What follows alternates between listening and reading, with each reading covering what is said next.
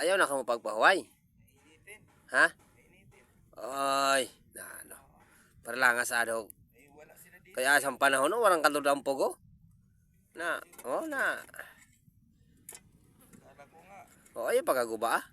pupunta sila dito eh. Ayaw nila pumunta. Sabi mo baga sa imo kanta kanina, wag ka nang magsisi.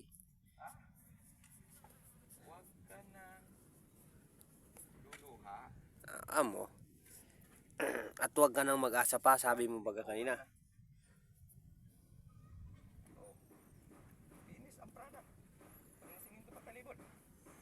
Accomplishment report. Ano? Galing kay Pastor Junjun Boy. Na naman sabi mo sugad na atong trabaho kay wala kitang kaupod. Ay, nababadli ako. Kay, Nabo ako sa puro tuga.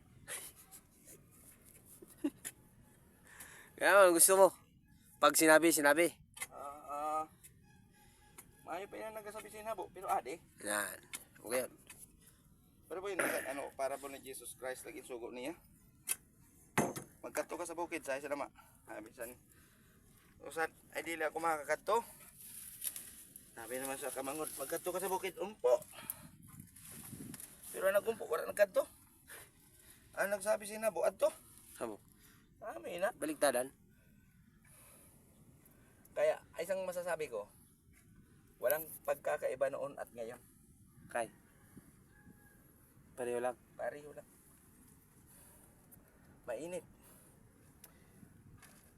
May forma ka na sa atong bomba na medyo pa plug pull. Maayo gud man itong pa plug